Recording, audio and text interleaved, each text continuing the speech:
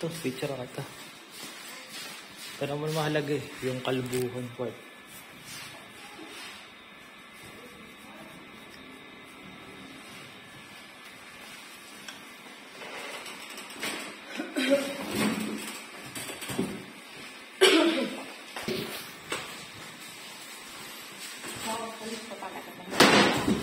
Fast cut mo muna, Brad, bago mo bago mo i-fade.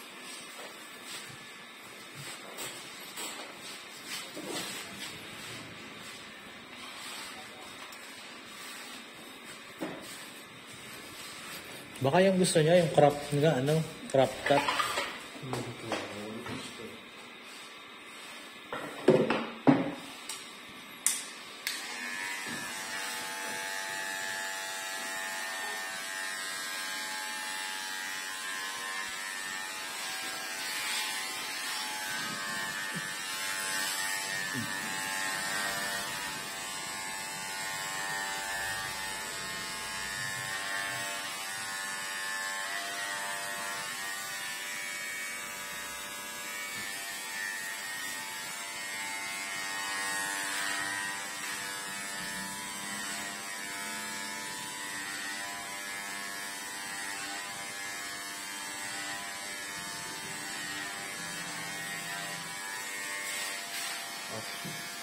Kami sa hapon yung dito.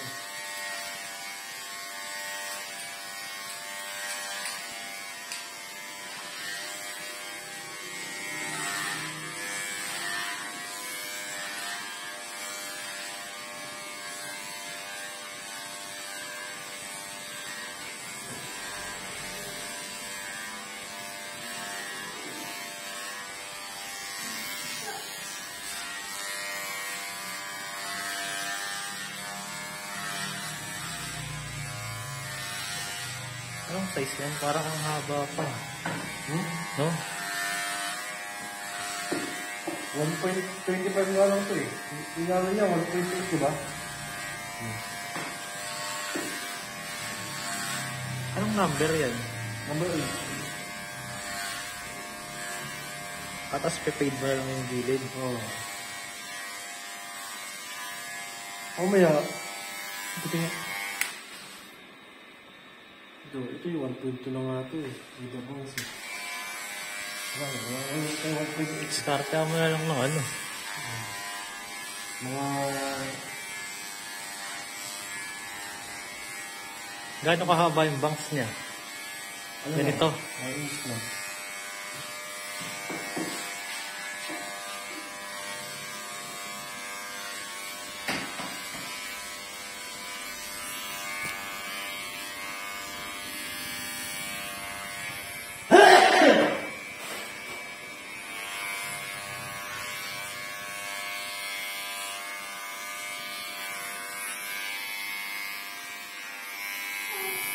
Baka matira lahat, no? Baka matira lahat yung bangs.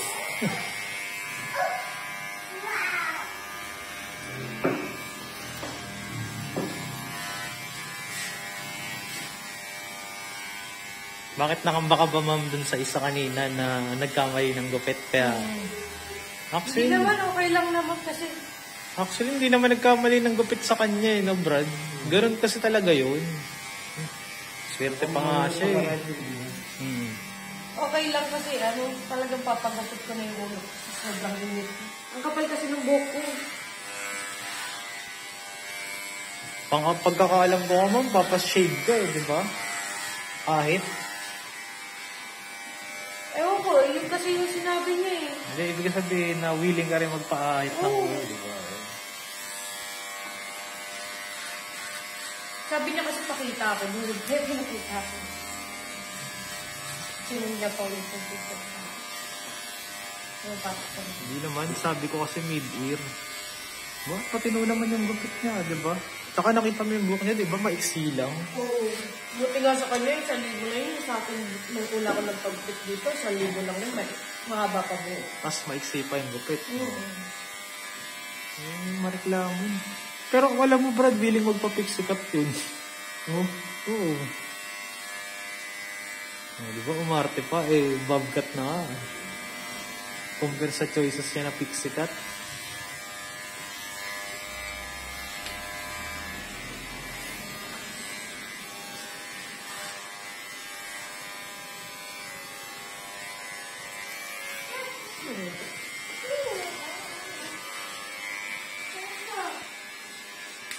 Kuntingin mo na yung bangs. Yan. Ngayon na.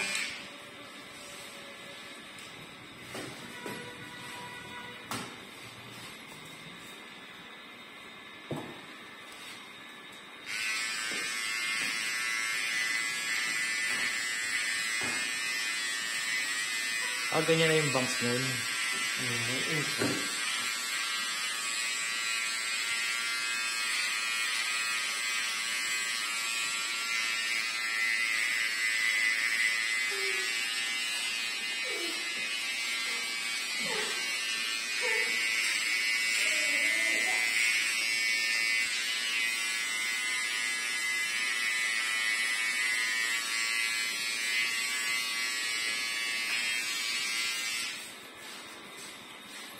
Okay na, picturean ko lang, tapos i-paint mo na. Oh, last na tayo mo na, ma'am.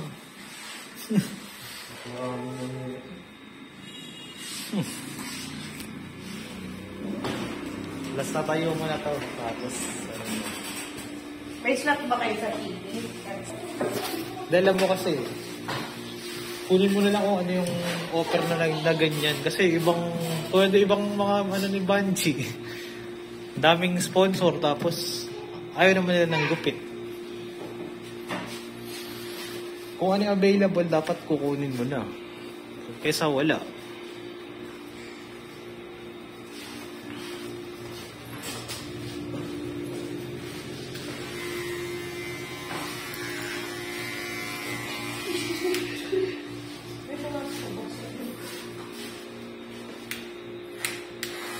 Kala ko, naiiyak na si Ma'am, Brad. Upo nito, upo.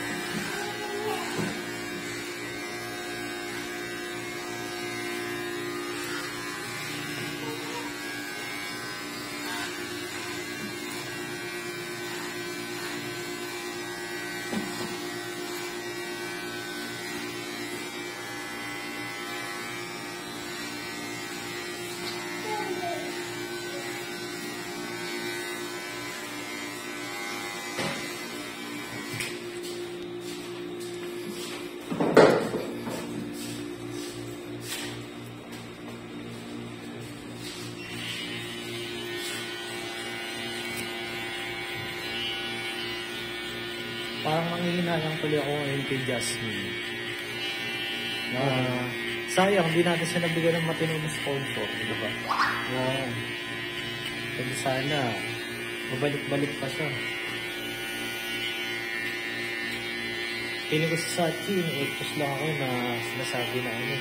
Siguro ayaw niyo lang nila iyong i-share. Parang kasi sila ni Jasmine sa bago ng Jasmine na profile.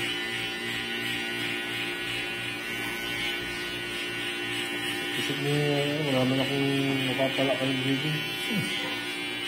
Kupal din yun, Sir Sachi. Di ba naalala mo yung ginupita na tagaan kay Polo nung karaan? Tinatanong daw ni Sir Sachi kung magkano binayan. Sabi ko, sige sabihin mo kung magkano para at least. Alam niyo. 2.5 ang binayad dun. Oh. Ano sabi sa atin? Wala, hindi na gano'n. Tatanungin ko kung ano reaction ni Sir Sachi dun sa babae.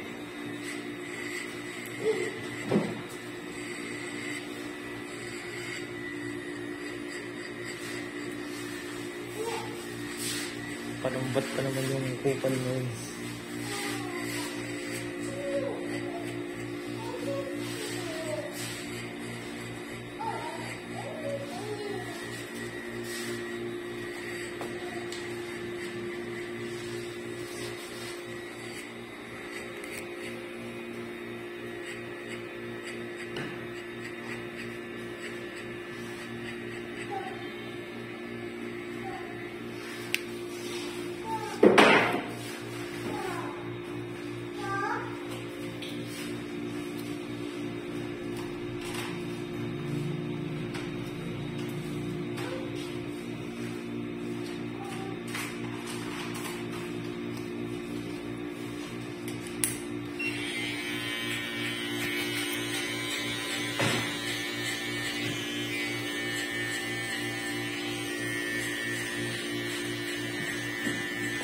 Dumating na isa.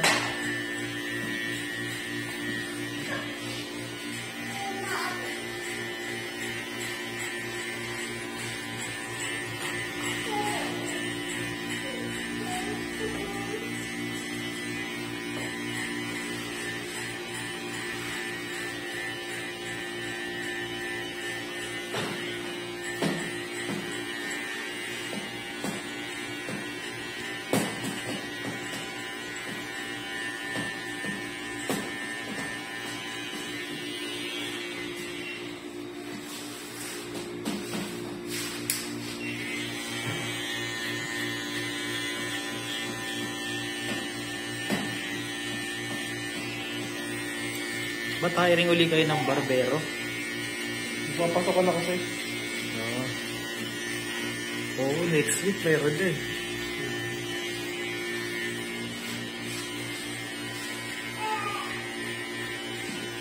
Maganda kasi yung malapit para walang reklamo. Kaya pala nag-push agad yung playground barbers dito, no? Minsan naman, hindi naman quality kahit mahal ang bayad, yun, no? Napabero din talaga. Mahal maningit, pero yung gupitan, may ano lang din. Hindi mo. Pagka mas mataas kaya, mas malaki yung inaasahan ng customer. Laki ng binayad mo, no? Tapos, buti dito nila isip pa magtaas. Dito. Tataasan ka na ito? Ngayon ka lang namin ng renovation. Yung, Renovation namin. i-renovate pa to. Refresh lang ito. Kasi pumasok na ba yun? Wait lang. Wala mo lang. Tubig mo naman yun. Hindi naman naliligo yun. Naligo yun. Ayan na. Meron ito eh. Baka yung cellphone mo, nalaglag sa hugas lang ng kamay. Ilan taon na ba yung tatlo?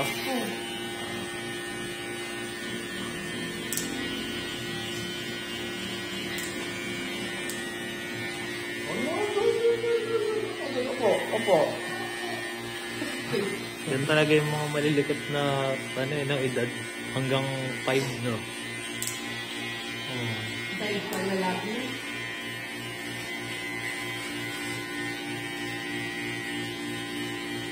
Anak ko din, kaya takasan ako eh. Nung nakaraan, tinakasan kami nun, Brad. Pumunta sa bahay ng ate ko. Siya lang mag-isa. Wala na ba yung bahay mo? Hindi, kanto lang. Wala eh, yun. Kasi malapit, kahit bahay mo lang. Kaya harap. Okay lang. Pero pag maglalakad ka ng malayo, yun na yun. At kasabi mo kanto lang, malayo na sa bata yun. Naihi nga sa takot eh. Bakit? Binubuksan niya kasi yung pinto. Eh, yung asawa kasi ng ate ko nasa taas. Siguro hindi niya mabuksan. Tapos ihing-ihi na siya. Pag sundo ko na, basa yung short eh. Yun ang pa-comfort yun. Hindi na pag-iihi. Wala pa sa'yo ko eh. Wala pa sa'yo ba? Kasi yan. Mamaya pa yun. Mga alas 3. Hindi ba nakakapagpapit? Model. Yung parating sa umuli.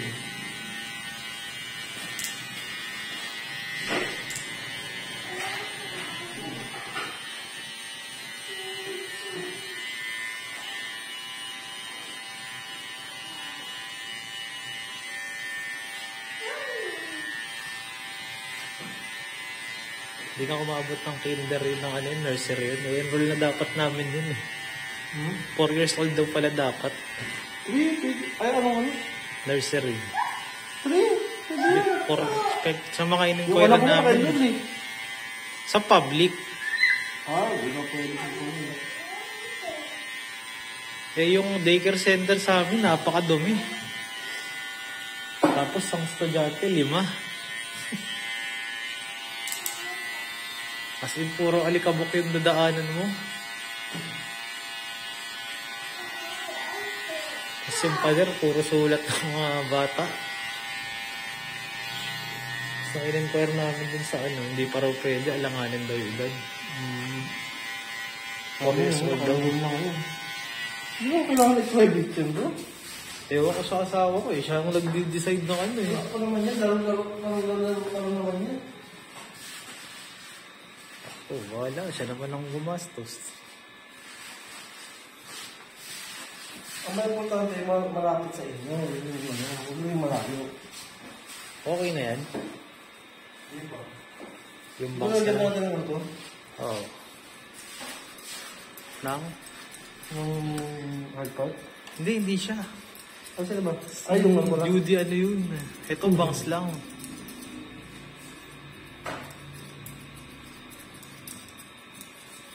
Papunta na yun eh. Sumakay na rin siya ng jeep na ano. Mura ito eh.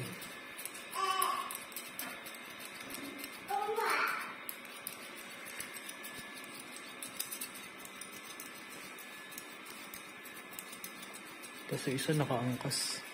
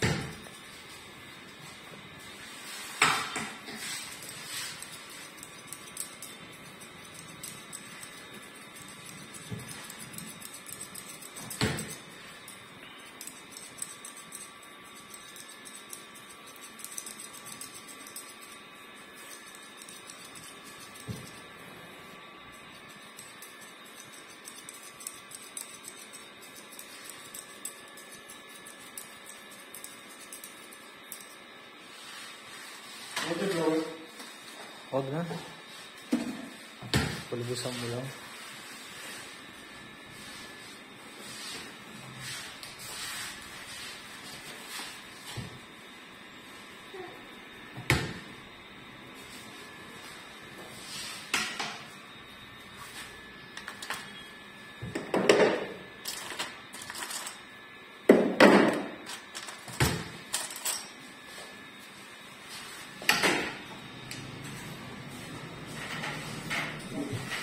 Wait, mamaya pa, sir. Balik ka na lang, sir, mamaya. Mga alas 2. Alas 10. Kasi may module pa kami, kasi kami.